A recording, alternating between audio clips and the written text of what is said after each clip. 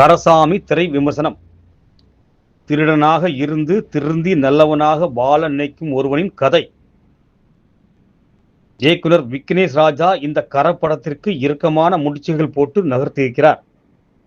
திருவெரும்பூரில் ஒரு திருட்டு சம்பவத்தில் ஈடுபடும் கரசாமி போலீசிடம் சிக்கிக் கொள்கிறார். பிறகு போலீஸ் பிடியிலிருந்து தப்பி தன் மனைவி மமிதா பைஜுவுடன் ஆந்திராவுக்கு சென்று விடுகிறார். அங்கு திருந்தி நல்லவனாக வாழ்கிறார். சில நாட்களுக்கு பிறகு சொந்தமாக தொழில் தொடங்க நினைக்கும் அவர் கையில் போதுமான பணம் இல்லாததால் சொந்த ஊரில் இருக்கும் நிலத்தை விற்றுவிட நினைக்கிறார். அதற்காக சொந்த ஊரான ராமநாதபுரத்திற்கு வருகிறார் தனுஷ். அங்கு ஏற்கனவே தனது தந்தை KS ரவிக்குமார் அந்த நிலத்தை அடமானம் வைத்து வாங்கிய பணத்தை செலுத்த முடியாத சிக்கலில் இருக்கிறார். இதனை விற்றுவிட நினைக்கும் கரசாமியின் முடிவுக்கு அவருடைய தந்தை KS ரவிக்குமார் மறுப்பு தெரிவிக்கிறார். இதன் பிறகு கரசாமி என்ன செய்கிறார், இதனை அடுத்து அவருக்கு ஏற்படும் இடையூறுகள் என்ன, இறுதியில் அவருடைய வாழ்க்கை எதன் பக்கம் செல்கிறது என்பதுதான் இயக்குனர் விக்னேஷ் ராஜா இயக்கியிருக்கும் இந்த கர படத்தின் கதை. திருடனாக கிரே ஷேட் கொண்ட கதாபாத்திரத்தில் தனுஷ் இறுக்கமான முகபாவனையை இறுதி வரை கடைபிடிக்கிறார். தேவைக்கு பணமின்றி தவிக்கும் ஒருவனுக்கு வரும் புற அழுத்தம், அதனால் ஆபத்து நிறைந்த களத்தில் அவர் ஆடும் ஆட்டம் என கரசாமிக்கு உயிர் ஊட்டியிருக்கிறார். தனுஷ் மனைவி மாமாவிடம் கலங்கிய கண்களோடு ஆக்ரோஷமாக பேசும் இடங்களில் கரசாமியின் அழுத்தம் நிறைந்த மன ஓட்டத்தை பார்வையாளர்களுக்கு கடத்தி விடுகிறார் தனுஷ். குறைவான திரை நேரத்தில் வந்தாலும் செல்லியாக அழுத்தம் திருத்தமான நடிப்பை தந்து போகிறார் மமிதா பைஜு. தன்னை விளம்பரப்படுத்திக் கொள்ளும் நோக்கத்திலேயே இருக்கும் காவல் அதிகாரி சுராஜ் விஞ்சாரமூடு பழி தீர்க்கும் எண்ணத்தோடு திருடனை துரத்தும் இந்த காவல் அதிகாரியின் நடிப்பிற்கு தோள்களில் பேட்ஜிகளை குத்திவிடலாம்.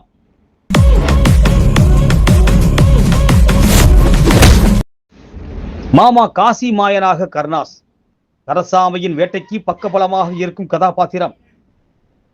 பணத்தை அடையும் நோக்கத்தில் நயவஞ்சகம் செய்யும் கதாபாத்திரத்தில் ஜெயராம் வெறுப்பையும் லட்சக்கணக்கில் அள்ளிக் கொள்கிறார்.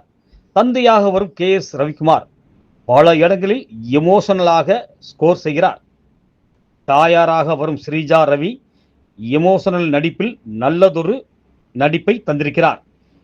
வெக்கை வீசும் பரப்பு, அங்கு இருக்கும் தரிசு நிலம் என தேர்ந்த லைட்டிங் மற்றும் சட்டகங்களால் இந்த பீரியட் உலகத்தை வடிவமைத்திருக்கிறார் ஒளிப்பதிவாளர் தேனி ஈஸ்வர்.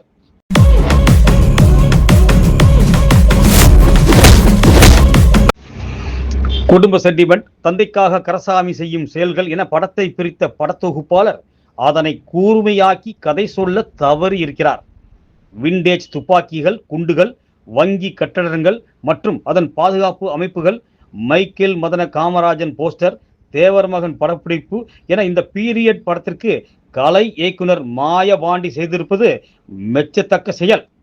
GV பிரகாஷ் இசையமைத்த பாடல்களில் வாயா ஏன் கரசாமி பாடல் ஆரத்தி எடுத்து கரசாமிக்கு அருள் ஏற்ற கண்ணம்மா கண்ணம்மா ஐயா ஐயா போன்ற பாடல்கள் பருத்தி போல் மென்மையாக சாந்தப்படுத்துகின்றன.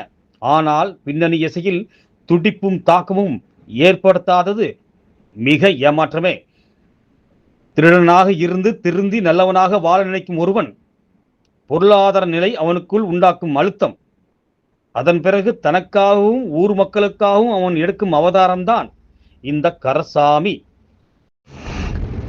படத்தின் தொடக்கத்தில் கரசாமி கதாபாத்திரத்தை பற்றிய பெரிய விவரணைகள் தராமல் நேரடியாக கதைக்குள் செல்லும் படம் பொருளாதார சூழல் ஒருவனுக்கு எப்படியான அழுத்தத்தை, கோபத்தை, பயத்தை ஏற்படுத்துகிறது, அது அவனை எப்படியான முடிவுகள் பக்கம் நகர்த்துகிறது என்பதை பதிவு செய்கிறது இந்த கரசாமி.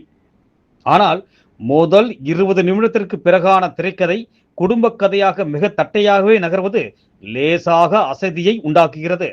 ஆங்காங்கே இந்த குடும்ப சென்டிமெண்ட் கதை நம்மை இமோஷனல் ஆக்கினாலும் ஒரு கட்டத்திற்கு மேல் நீட்டி நெளித்து சொல்வது போன்ற மனநிலையை உருவாக்குகிறது இந்த கரசாமி.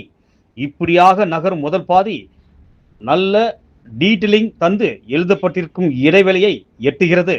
அந்த வங்கியில் திருடும் காட்சி நல்லதொரு திரை அனுபவம்.